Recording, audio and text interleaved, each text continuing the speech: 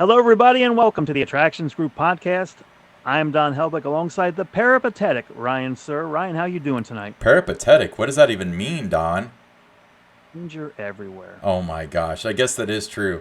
Don, I just want to start off the episode by reminding our listeners that they can follow us on their favorite podcast apps such as Apple Podcasts, Google Podcasts, and Spotify.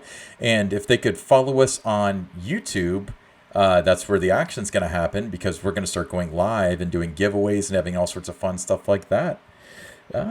So, Don, today's episode is going to be special. Every episode's special, but why is today special? Well, episode 8, Ryan, it's all about influencer marketing and why brands want to work with influencers. That's right, Don. So we're going to talk about influencers and how they fit into the marketing plan for parks today.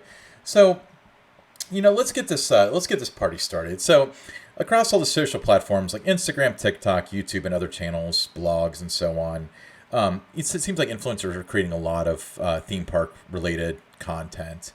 Why aren't many theme park facilities and entertainment facilities like tapping into this as a marketing strategy? Well, Ryan, I would think they don't understand the benefits of using influencers as a marketing strategy. Where to find the right influencers.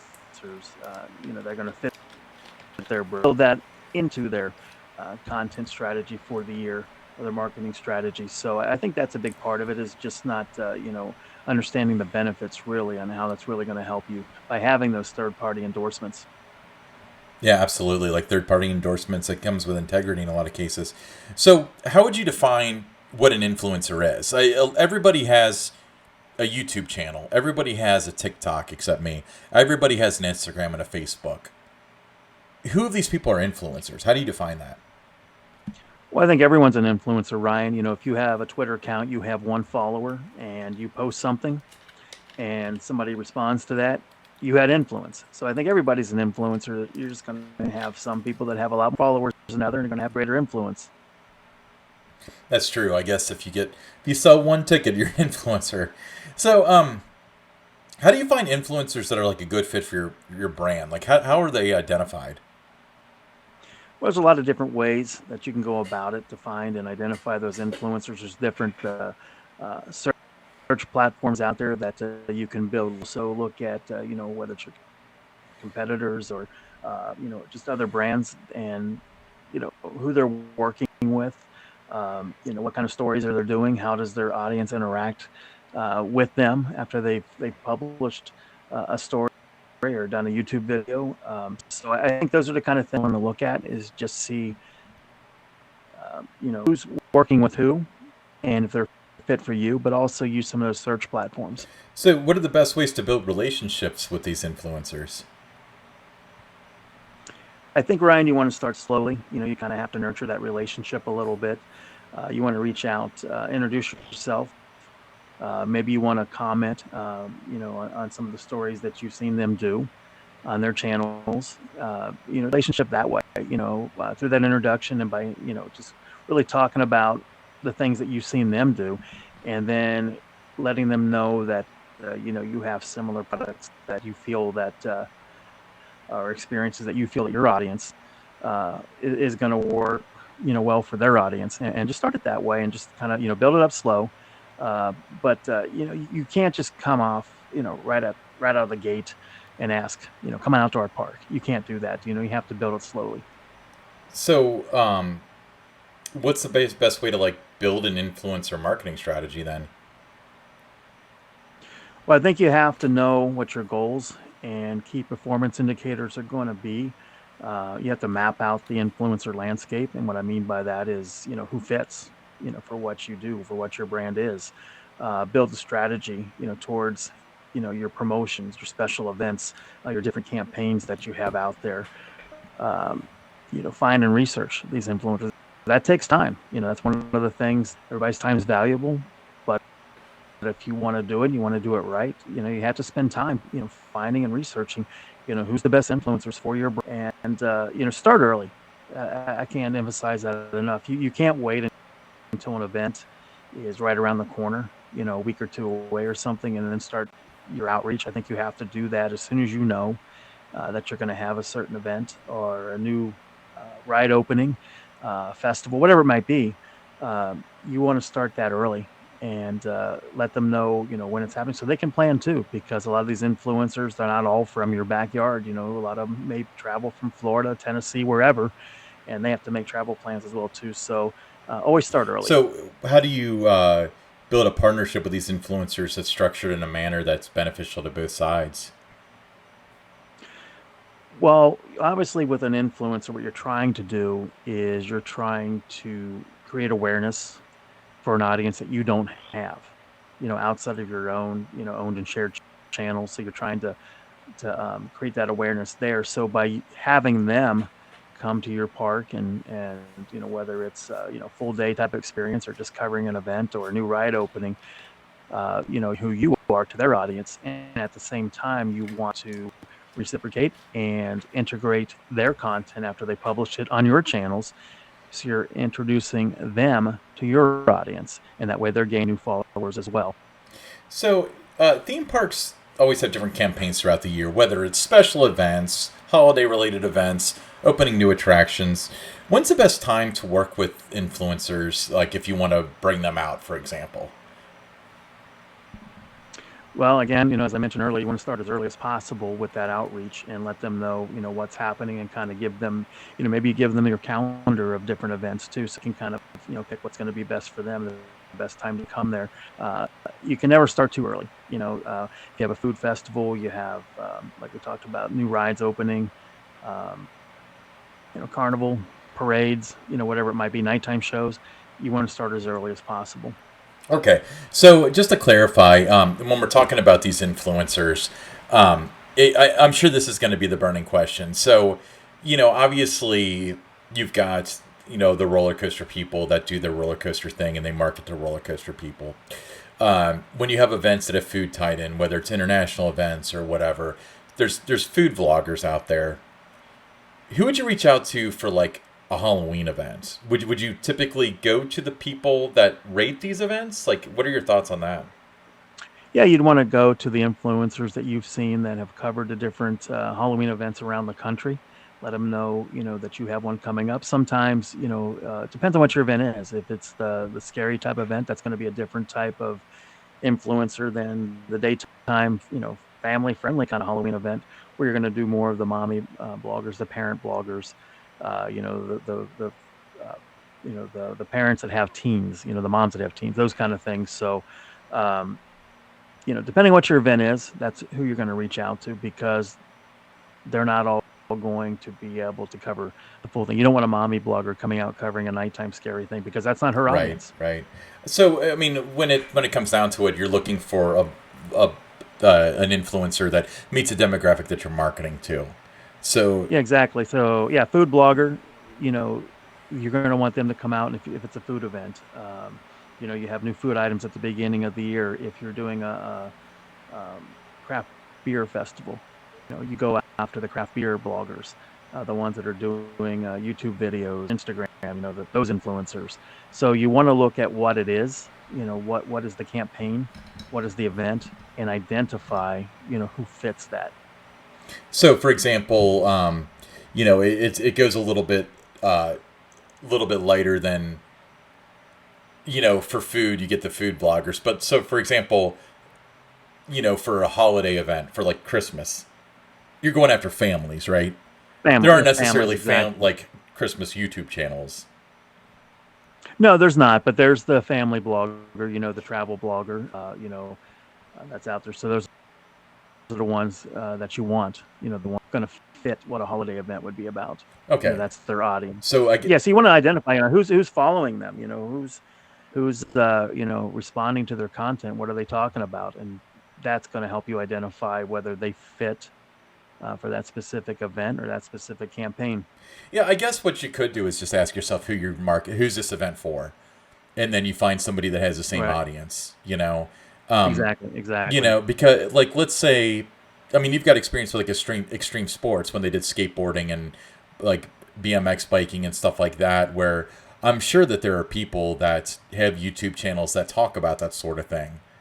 Hmm. So when they, Yeah, there are. Exactly. so when you bring them out, to view the event and talk about it, it's getting, your park's name out there to their audience, which isn't necessarily your audience, and they get content.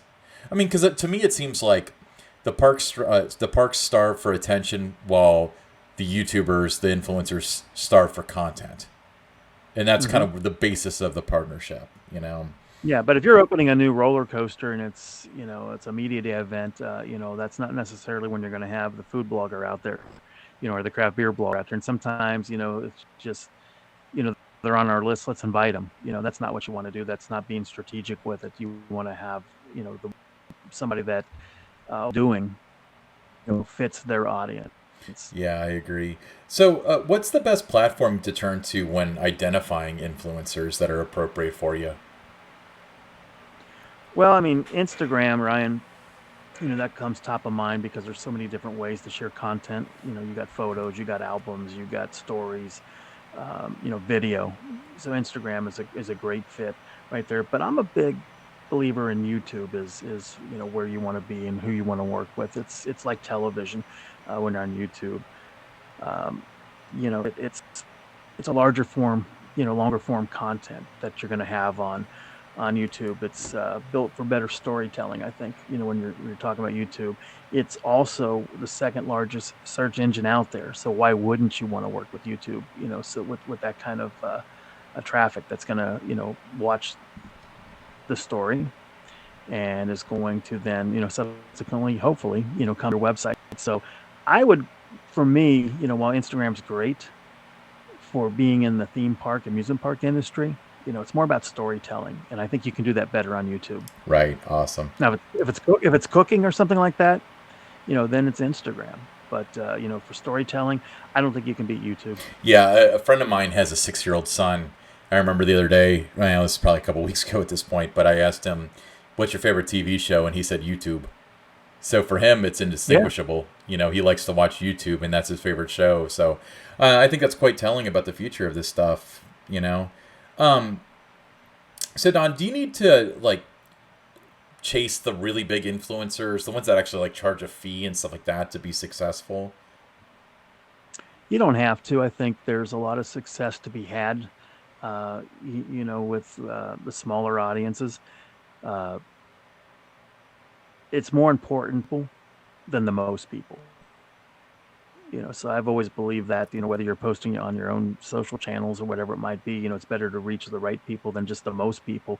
And it's the same thing with influencers. You might find someone that has 5,000 followers, they're going to be more valuable because of who they reach than maybe someone's got 150,000 followers because their audience maybe isn't, necessarily, the theme park fan.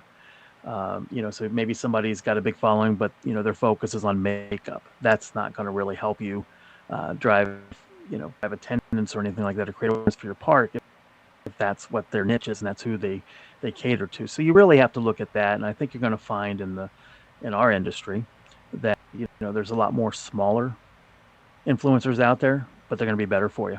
Yeah, I mean, I know that some of the biggest influencers are regulars at Disney, which I don't think that they necessarily fit into the coaster enthusiasts. They're more of, they bring their family there and they try the food and so on, so they kind of fit a plethora. But to build Hmm. onto what you were saying, there's some that live in the Southern California area and they go to Disneyland. They have millions of followers, but I imagine that most of their followers are people that have nostalgia and interest in Disneyland. So that would be west of the Mississippi, while there are many that do Walt Disney World east of the Mississippi. So I'm not saying that they would necessarily be a good fit to go to a regional park and talk about that, but that's a good example as the demographics as far as the geography is concerned may Hmm. play. Like if most of their viewers are out of California, it doesn't do a lot for your park in Rhode Island, because not many people are going to make that commute. But okay, cool. Yeah, that's some good information, Don. Um, do you think influencer marketing is here to stay, and where do you see it going in the future? I do think it's here to stay. I think it becomes an integral part of your marketing plan.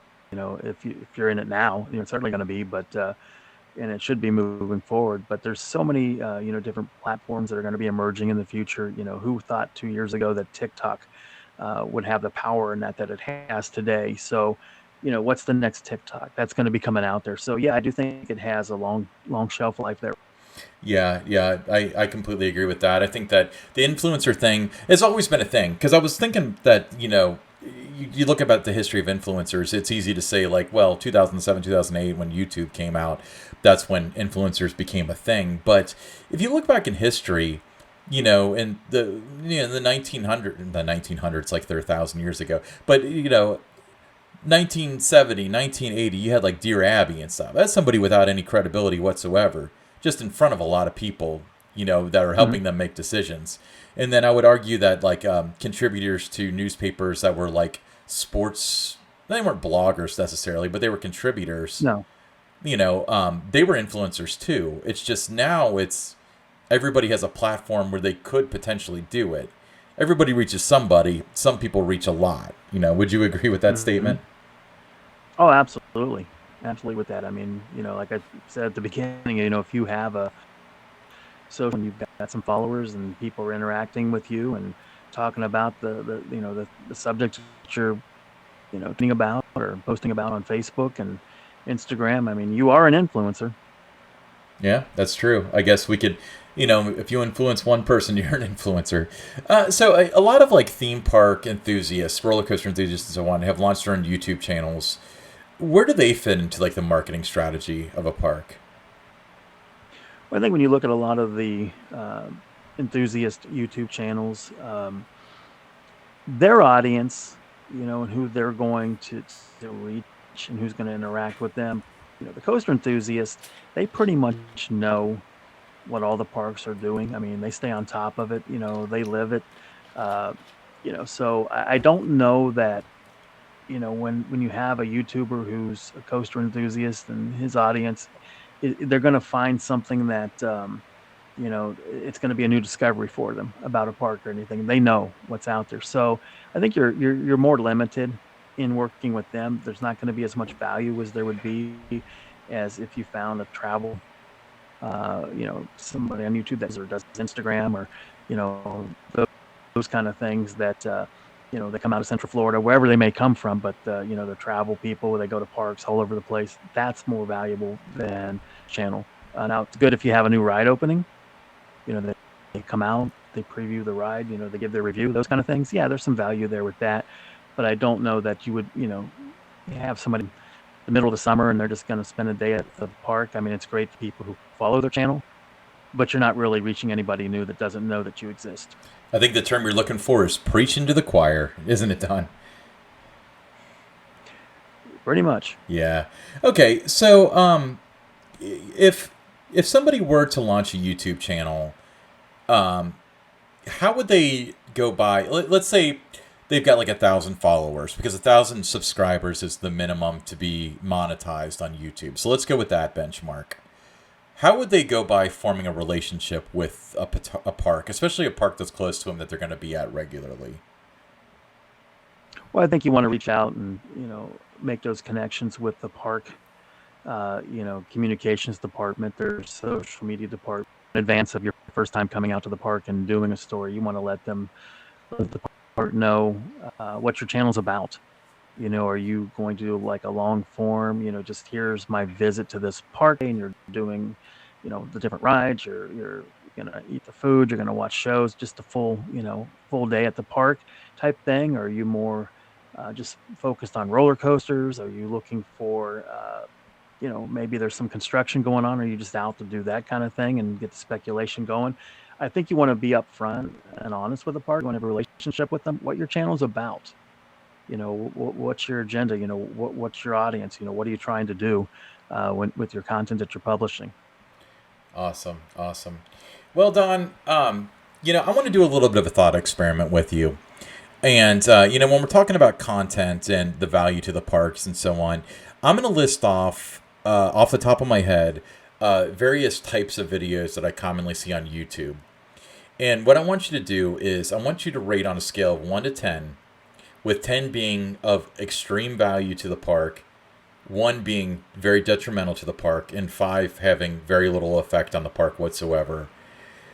I wanted you to rate these subject matters and these types of videos, just so influencers will know how it affects their relationship with the park. All right. Okay. So let's start. I'll softball one to you. Let's say a vlog about somebody's experience at the park. I think that has great value. It could be a 9 or a 10 if they're, it's a longer form type video, and they're just kind of, detailing their day at the park, talking about the different rides they rode, the food they ate, the shows they watched. Um, I think that's great. People love watching that. I would put that up there as like an 8 or a 9 there, Ryan, maybe a 10, depending on how long it is. But we talked about it being a TV type show, on YouTube. And I think that's a great thing. If there's a 30, 45-minute video of their day at a park, I think, people can't get enough of it. They love watching those kind of videos. Yeah, I completely agree with you there. Yeah. And it's a way to show the, other people, it's not just a quick hit about a roller coaster or a show. It's a full day at the park, and you're showing somebody, if you come to this park, here's all the things you can do. Here's all the rides. Here's all the food. Here's all the shows. I mean, I think there's value in that. Okay, cool, excellent. So, what about the next one that kind of comes to mind is park makes an announcement and they put up a video analyzing the capital expenditure or whatever the announcement is. Where would you put that? I think that's right in the middle, about a 5 or 6. I think, people are always interested in what people have to say, their thoughts, but it's just that. It's not the gospel. Nobody's, everybody they like to think there might be an expert in something. Nobody, is to that degree to where what they say is 100% right. Everybody has a different opinion. Somebody's going to love what somebody's doing new. Somebody's not going to love it. But I think it just gets some I think it's right in the middle. I mean, I don't think it's doesn't hurt the park. Doesn't help. It's just right in the middle. It just keeps some conversations going, and it's a lot of speculation at that point in time, and everybody giving their opinions. Okay. So, what about either doing videos on unannounced construction? Let's say not necessarily flying a drone over a park or You said unannounced, right? Okay, so we're going with unannounced, but there is some sort of construction going on, and we're talking about the person goes into the park and they film a video and they say like, this is where I think it's going to be a roller coaster or whatever because of this. Where would you put that? Well, that's the key word, is I think, sometimes people speak with conviction and say it's going to be this. And a lot of times they're wrong. I think that's where the problem comes in, type of videos, because people run with it. And then sometimes they get so excited because they think this person's right, and it's not that, and they're disappointed. In fact, I'm going to put a lot of those kind of videos down on the lower end, like a 2 or 3 in terms of what the value is for it. Now, if they do it right and, they're just kind of guessing and, I'm thinking it's this. They're not speaking with conviction. They get conversations going higher, maybe a 6 or 7, can be worth it there. Okay, so it depends on how they approach it. So if they're saying it like gospel, like this is evidence of this, like hard evidence, rather than I think this is it. I think it will be the appropriate ride, and this is what I think why. But they make it very clear that it's their opinion ultimately. Then they might actually have some value. As long as, I mean, I think it's when they speak with conviction and they're wrong, and I think a lot of times they're wrong on things, and it comes to show that at the end of the day, and it just leads to a lot of disappointment. So who are you really helping, in that situation? But if it's just thinking it, could be this, that would be so much fun. I'm hoping it's this, always good content. That's always good discussion, when people are, trying to figure it out and playing the guessing game. That's great. Well, I mean, coming back to teaser campaigns and stuff, that's kind of parks influence that, Yeah. Okay, well, okay, let me actually ask that. So a teaser campaign, somebody does a video on analyzing that. Is that pretty valuable, you think? I think so. Yeah, because they're playing along with you. That's what you want. You do a teaser campaign, for that reason, to get people guessing, get people talking, make them wondering what you're doing. Create that, intrigue. What's going to happen on this day, and you build up that excitement for that announcement day or night. What about like ranking this park's roller coasters? Do you think that has any kind of influence? That's going to be right in the middle there, Ryan. You give it a 5. It's oftentimes really good content, but it's also, one person's opinion. I could put down on paper my top 10 parks, and I have you put your top 10. We might have 2 or 3 that, we're on each other's list. Everybody's going to have a different favorite.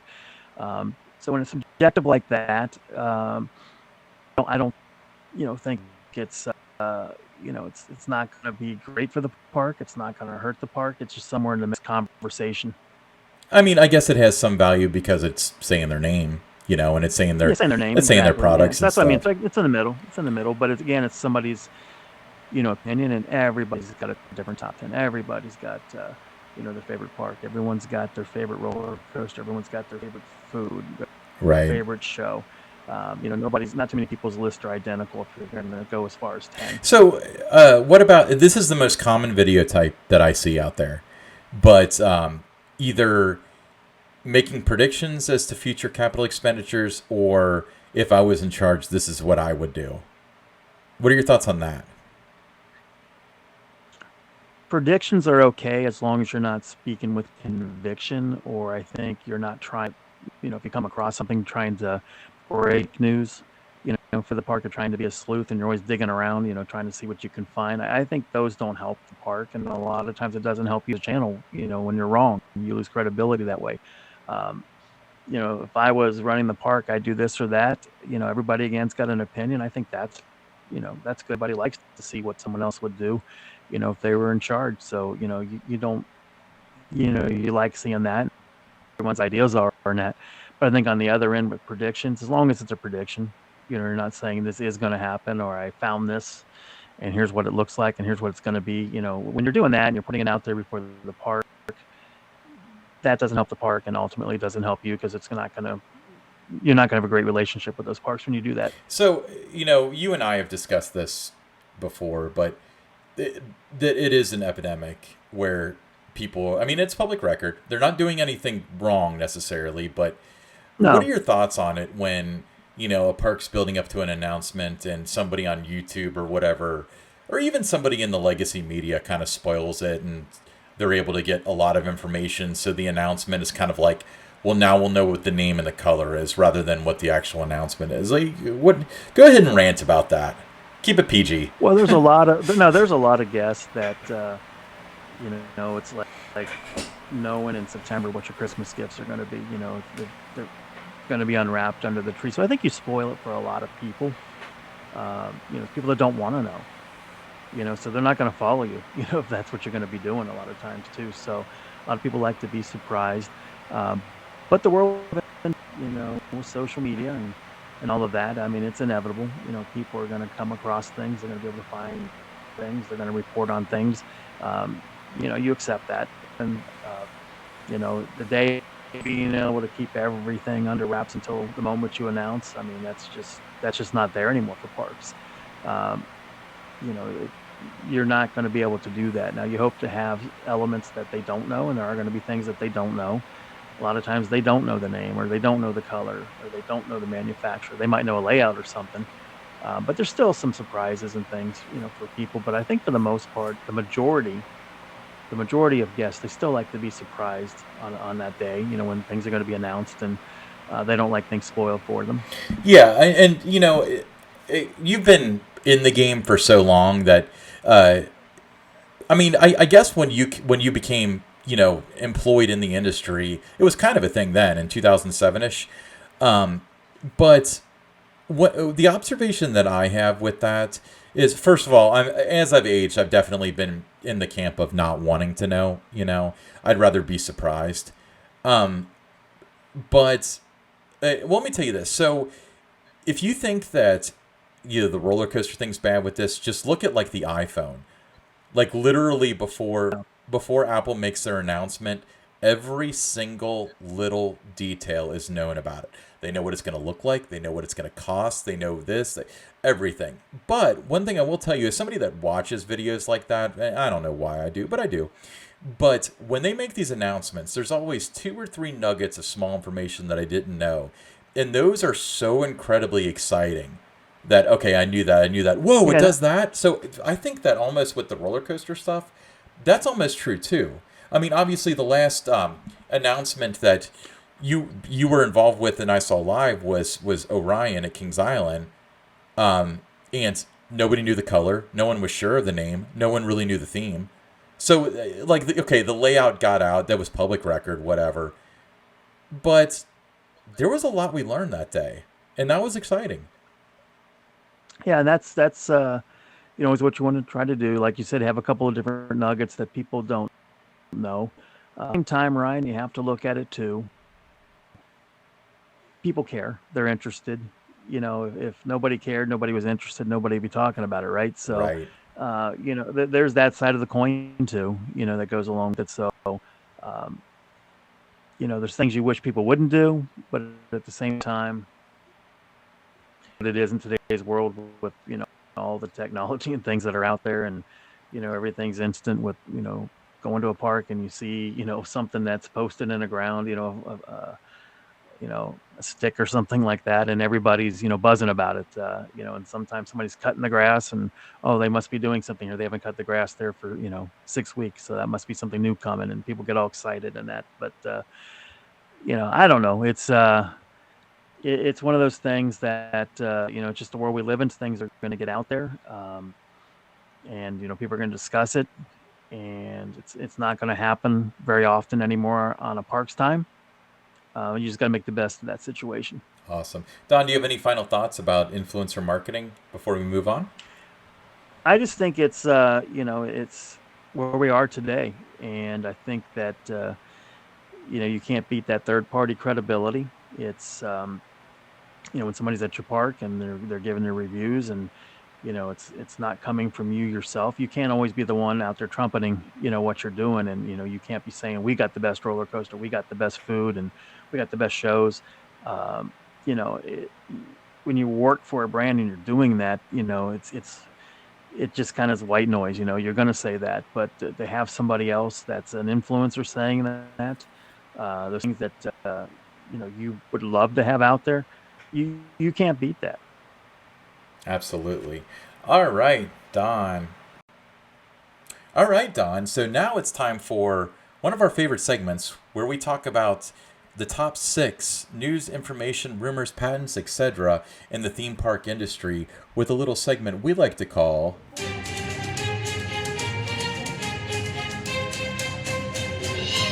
the Pick 6.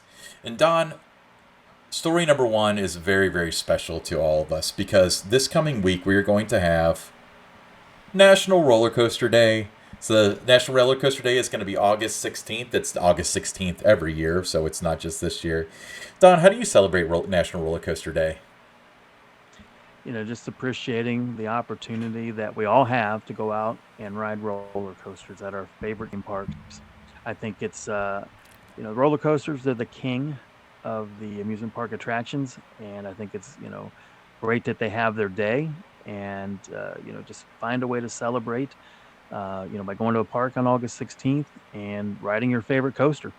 Yeah, well, hopefully something historic, because we're celebrating the 100 plus year history of the roller coaster, especially the modern roller coaster in America. So that's really exciting. Don, if you had one roller coaster that you could ride, your doctor said you can ride one more roller coaster, but if you ride two, it'll kill you. So you can only ride one more and then no more roller coasters forever. What would that ride be? I'm going to ride the Beast at Kings Island. I think if I could only do one more ride, that's going to be it. Special roller coaster, nothing like it anywhere else. So it's a unique experience. It's just different, and that's why I would pick that one. Yeah, that ride just hits a little different, doesn't it? You get a lot of people. I've never heard somebody outside of the coaster enthusiast community say this, but within the coaster enthusiast community, there's a lot of ragging on it with not enough airtime, not enough this, not enough that. But you know what? I think the intention is to go through this incredible voyage through the woods. And I don't think that any other ride could ever create that feeling the way that the Beast does. It's so loud, it's so chaotic, it just whips you through the woods, especially at night. I think it's incredibly special. So I would probably go with the Beast as the last ride as well. Yeah, just the uniqueness of it, that you can't get that experience anywhere. That's why I'm going to pick that one. Awesome. All right, number 2, Ryan. A new water coaster is going to open at Soaking Mountain Water Park in Sevierville. Wow, has that area really grown over the last few years? But rider duel to see who wins. It's a 70-foot, tall attraction. Riders are going to be blasted up a wall. Now think about that, being blasted up a wall with extreme G forces. It sounds like if you're a water park, aquatics fan, this is going to be right up your alley on this one. Yeah, I mean, I think water coasters are terribly underrated. I think they're incredibly thrilling. They're so innovative now. Like most of them use like linear synchronous or linear induction motors or whatever. I'm not an engineer, but I think that's just so cool. Um, so Sevierville, Tennessee. What I always think about is that's the exit you get off for Dollywood, and this 407, isn't yeah. far from that exit.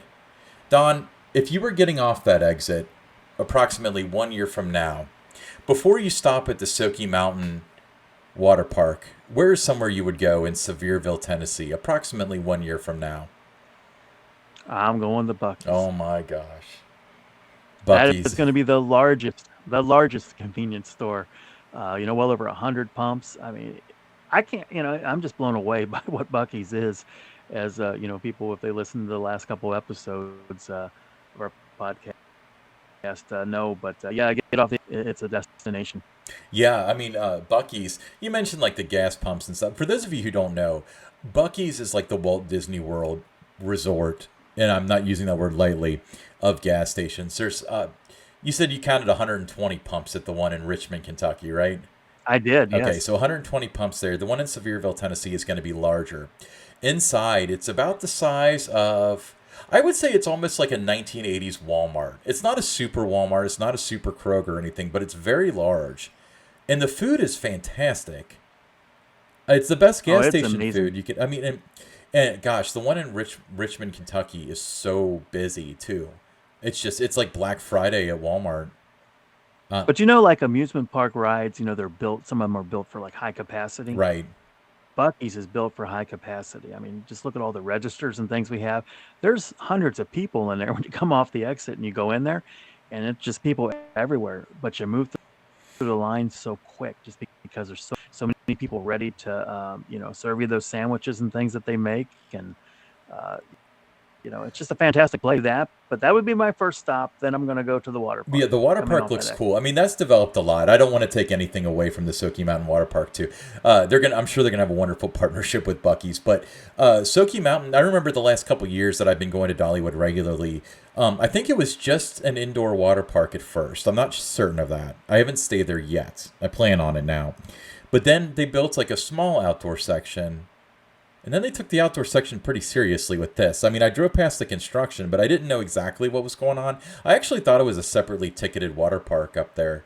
But this is going to be something to see, and I'm glad because, Sevierville is, it's far enough away from, the Gatlinburg Dollywood area that maybe people that live in that area can't necessarily get there to work or whatever. So what a great opportunity for so many people and a great attraction just right there off the expressway. And I think it's really exciting. So hats off to the Soaky Mountain Water Park in Sevierville, Tennessee. And I guess hats off to Bucky's too, if you got to have that. But all right. You're going to hear about Bucky's a lot if you listen to our We're going to start a podcast. I'm dedicated sorry, but podcast to Bucky's. I'm a fan. So, not close to any Bucky's that we know of. The Andretti Indoor Theme Park is coming to Arizona. I believe this is the second location, but it's gonna have go karts as well as high tech entertainment. This is built on approximately a $40 million budget. Now, one thing that when we were discussing this off camera, Don, is it's indoors. So that's really nice in that Arizona heat. Would you agree with that? Yeah, I mean, it almost has to be. Sometimes people will tell me, I don't, why aren't there more theme parks than that in Arizona? Well, it's outside, 118 degrees or whatever it might be on a given day there. And I mean, it gets hot. So yeah, indoors is the way you have to go there. And this looks like a phenomenal, project that they're working on there. And I think it's going to be the second Andretti indoor, theme type attraction there that they have in that area. And I assume this is named after like Mario and Michael Andretti, the race car drivers. Yeah, Mario. Yeah, this one's Mario. after Mario. Okay, so this is named after Mario. Are they from that area, or do they just license it? Do you know? I would think they've just had to license it. As far as I know, most of the drivers, I just know that they spent a lot of time in Indianapolis when they were the Andrettis. Right, right, yeah, because I believe they're IndyCar drivers. But hey, Yes, if we're where wrong they're about from, I this, don't know, we but know a lot about theme parks and Bucky's. So if we're wrong, tweet us at attractions_GRP after you follow us, and you can tell us all about Mario, Michael, and Andretti. The only reason I know those names is because they were regulars on Home Improvement with Tim Allen. Okay, let's move on. All right, number 4, Hattiesburg Zoo. It's in Mississippi. They've announced that there's more construction, more details about the water park expansion. It's this, I guess it's the Serengeti, they're calling it. It's scheduled to be completed in the summer. That's next summer. $10.5 million, 9 new slides. It's going to be impressive, Ryan. Yeah, I completely agree. Now, it's funny how there's a trend of adding theme parks and or water parks to zoos. I've always wondered how that affects like their conservation efforts in terms of like, do you think that bringing in that kind of revenue helps them save the polar bears and stuff? I mean, I don't pretend to know a whole lot about conservation and things like that, but I feel like any way that they can sell tickets would help with that effort, wouldn't it? Well, I think it helps bring back, a little bit more repeat business. You might go to the zoo a couple of times a year to look at the animals. This might be something you now do if you're in that area. You might do it, maybe once or twice a week to go to the water park. The way they're building this, so I think it's a way to just get more of that repeat business there, and also it's going to lengthen your stay. So you're going to go to the water park for a little while. You're going to go around, check out the animals. Maybe have a meal or something, but. You're right. It is becoming more of a trend that you're seeing more and more zoos adding water parks. Yeah, I completely agree with that. So yeah, good luck to them. I mean, Serengeti Springs looks like it's going to be a really cool attraction, and we wish them the best of luck. $10.5 million. That's a lot of money for a water park. So it looks like it's going to be a really, really big expansion. So moving along. So besides National Roller Coaster Day, which is next week, this is the best time of year to be a theme park fan because it is announcement season.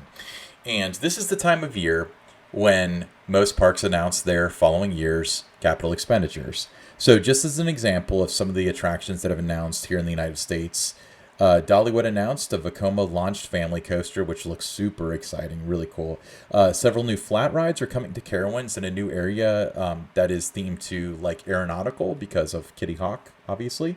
There's a new pavilion and a Zamperla Wild Mouse going to Cedar Point, which is going to be just absolutely incredible.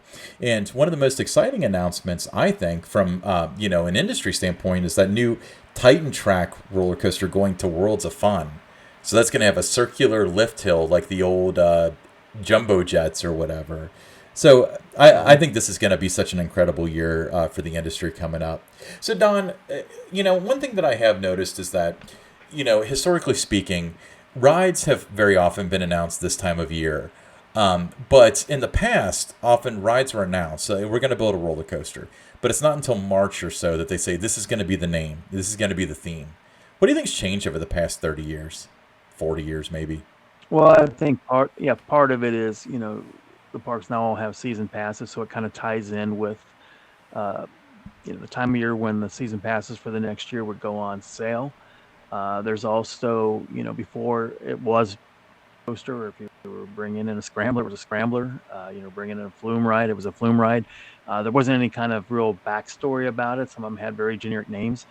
So a lot has changed to where there's more storytelling now with the rides, story driven. So what you do, by announcing that in August, you get, the excitement going for the next season. People were able to start following the construction of these projects throughout the winter. And then by the time you get to, April, May, and, your park's opening, people are just super excited. Can't wait to get to the park and ride. So I think it's all part of that, the marketing plans and things to, names and the logos and everything up there up front, when you announce it. And, the storytelling part of it really lends to the imagination. You can play with that during the off season while you're waiting for the ride to work. So, I think that's what's changed over the last 30 years is just more to it than just it's a ride and here's the name. So, obviously, like, a ride was announced, then the name was announced in the spring. But typically speaking, did they have the name or were they trying to squeeze two stories out of it? Like, how did that work? A lot of times, no, a lot of times they didn't. They didn't. Like when the Beast was announced in 1978, it didn't have a name. Until the following February. It was basically 2 months before it opened when it finally got its name. So, but I think maybe that you can trace it back to the Beast changing the game with how parks announced, right? Because now it just didn't have the words. You know, it had a logo, something that was going to be long lasting. Something that people wanted to buy the shirts, the hats, and everything else to go with that. So it just kind of made it to where you became more creative with your names and what you could do with it on the merchandising level. Yeah, I always wondered at what point we went from, naming a ride the Beast, of where it drew the line from just naming the ride roller coaster, like so many were, or Yeah, shooting roller star, like coaster, so or many yeah, were, exactly, jumbo jet. or something like that. Yeah, Yeah, yeah, all those kind of things, exactly. But I think that just because that logo and it just the way it lended itself to so many different opportunities and outside of just a ride, I think it just kind of evolved from there. So really, I would say about 40 years ago is when it started to change a little bit, where the names at least were coming out with the rides. But you still had maybe later in the year, but then season passes, with parks, those things didn't really come about until 1979 either. So that's why you didn't see that back then, as much. So um, that's become a big part of the business for so many parks is season pass, and it becomes just it all ties in perfectly, as you're winding down your summer season and to move into the fall, and just to get people excited about next year. So, do you think names mattered less in like the 1940s, 50s, and 60s when Oh rides were yeah, named Roller Coaster and Skyrocket? Not Skyrocket. That's a current name, but like you had those like Astro coasters because everything was named after the space program and stuff like that. Like, did they? So in those time periods, those decades, was it less of a thing to make T-shirts? Like, I'm missing the everything was context of the generic. history, I guess. Yeah, I think back then, number one, so people weren't going like they do today. It wasn't a way, for people you're traveling all over the country. You went to your local park. You would buy ride tickets, but you were mostly there. It was date night, or something where they had a dance facility like you had at old Cincinnati's Coney Island, where you had the Moonlight Gardens, something like that, or you had the steamboat, would drop people off. And so it was a different way of visiting a park, different way of experiencing a park. There weren't live shows or anything, back in those days too much. It was like going to a carnival almost at a lot of these parks. You had one or two roller coasters, maybe, but it wasn't. You didn't. People loved roller coasters, but there wasn't. You didn't have the thrill seekers and that you have to. It wasn't a way of life with people. It was just that fun thing to do a couple of times during the. Yeah, I mean, season passes didn't come to be until circa 1980 in a lot of cases. Sometimes later. Like Kennywood held off Mhm. until 2010 or so. Sometime around then.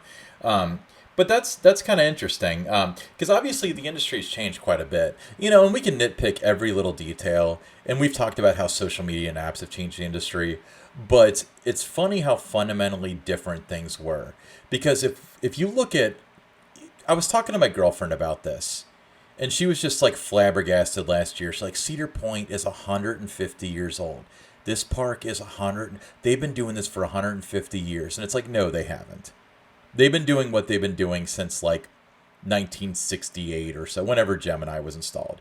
That's when modern Cedar Point came to be. If you came to Cedar Point in 1930, you would have one wooden coaster, you'd have a roller skating rink, it was a beach resort. So it's had the same name Yeah, for that long, but a theme park as it is now, it's hard to compare what we have now to what they considered a theme. Well, first of all, a theme park didn't come until Disneyland opened. So it was an amusement park, and at that, people didn't go for thrill rides. People went for dancing and skating and things like that. So it's incredible yeah, it how was like a things have date night changed. kind of a thing. Exactly. So now you go with your friends and stuff and you ride rides and it's about conquering thrills and it's about telling stories. And I'm not saying the change is for the bad. It's definitely for the good, but it's definitely better. And I don't want to take anything away from Yeah, Cedar Point for their 150th, but the fact of the matter is it's been an entertainment facility for 150 years, but to try to act like it's been a theme park or an amusement park for 150 years is kind of like a revisionist history.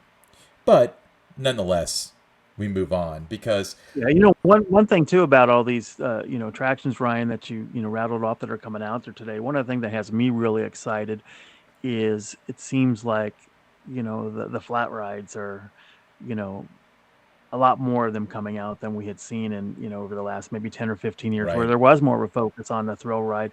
Now it's getting back to those attractions that everyone can do together, the families can do together, and I think that's great. I'm real excited about a lot of these flat rides that are going into all these parks, and I can't wait to get out and ride a lot of them. I agree. Carowinds is adding like 3 or 4, which is really exciting. They're taking out some of the ones that are a little bit dated, like their Yo-Yo and the Plants vs Zombies thing.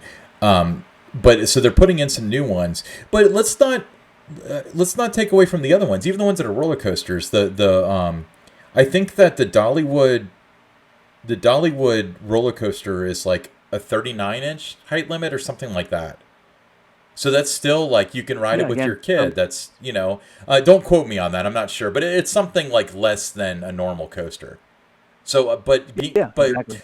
especially having, I don't have kids, but having children in my life, when they reach those milestones, it's so nice. It's like, oh, now you can ride these rides, and now you can ride these rides, and putting more of them into that limit. And especially, a friend of mine that has a kid that's just getting to the age where they can say like yes or no, I want to ride this stuff.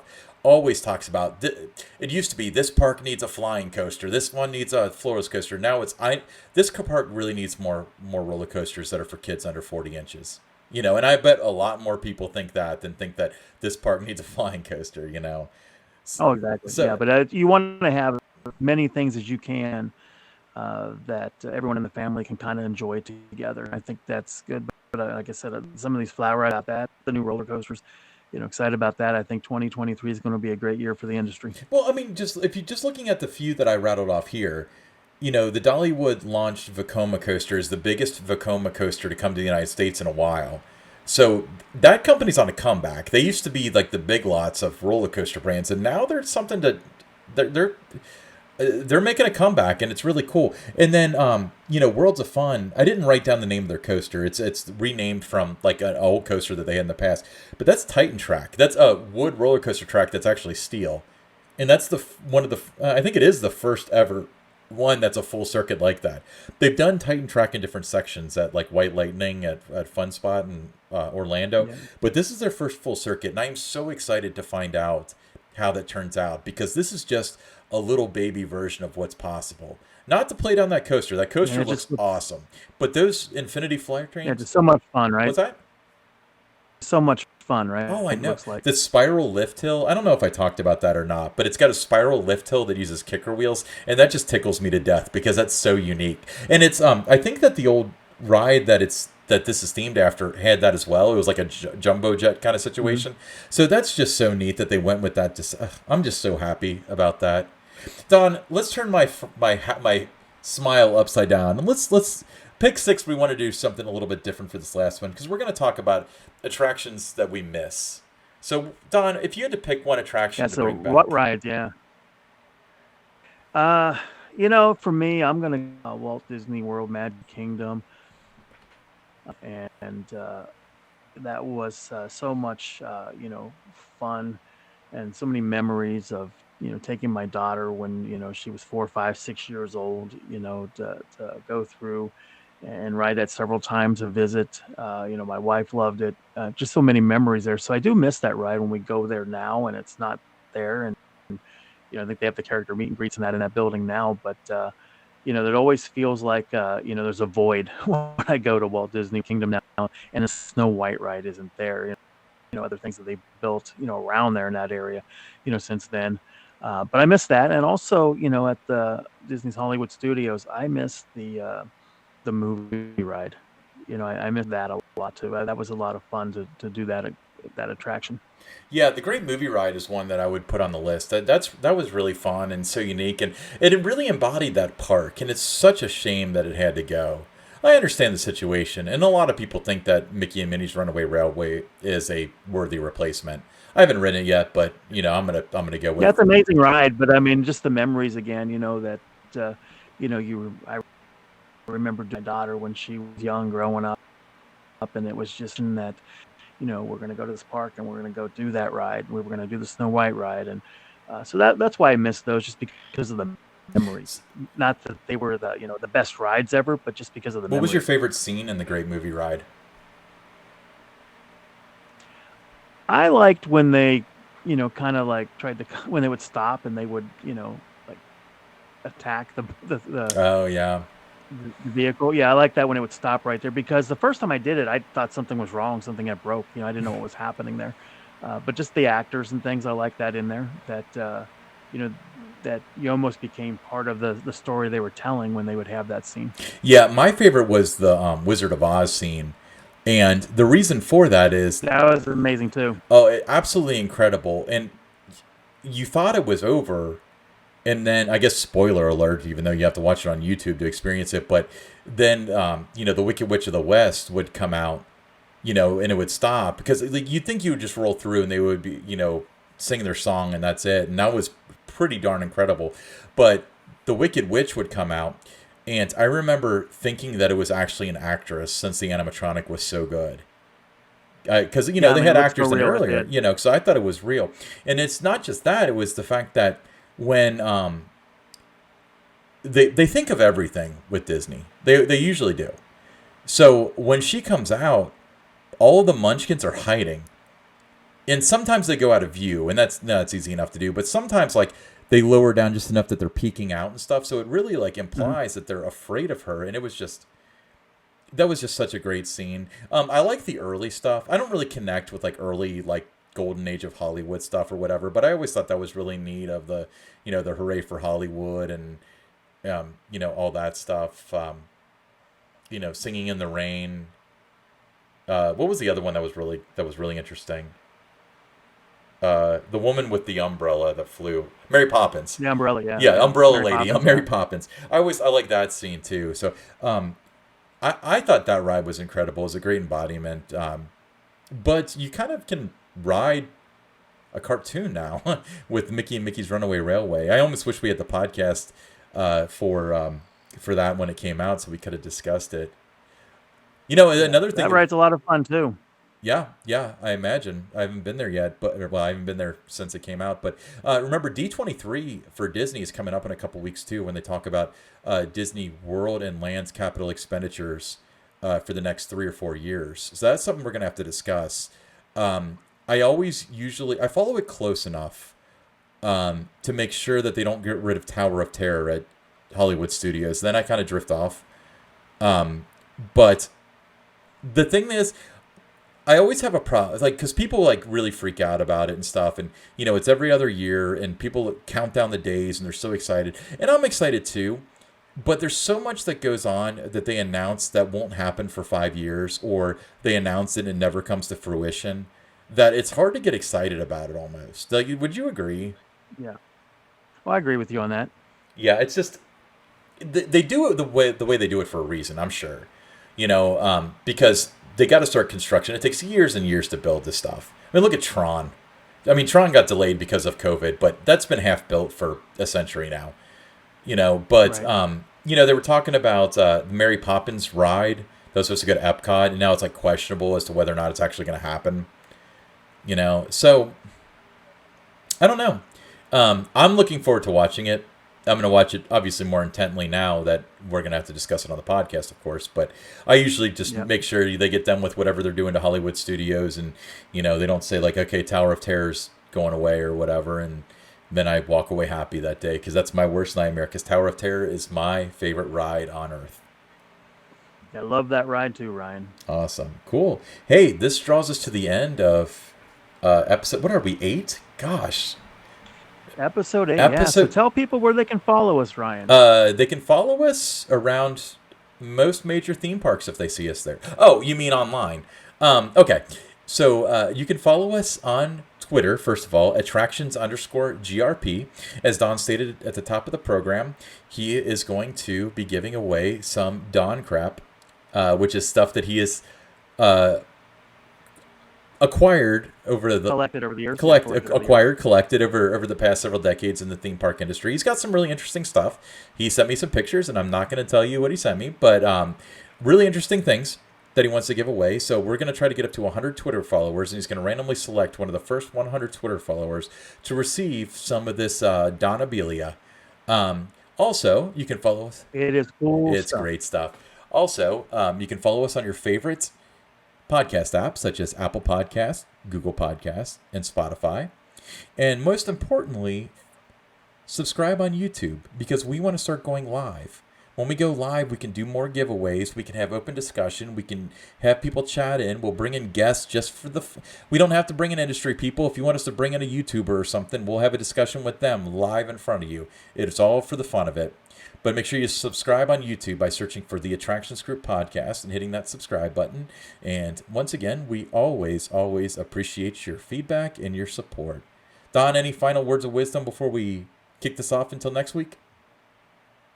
No, just been another fun night chatting with you about what's going on around the industry here on the Attractions Group Podcast. We hope our audience enjoys it as much as you and I do talk. Yeah, we definitely do this for us because we love talking about it. All right, everybody. Well, thank you one more time for supporting us and following us and listening to our podcast. It means the world to us.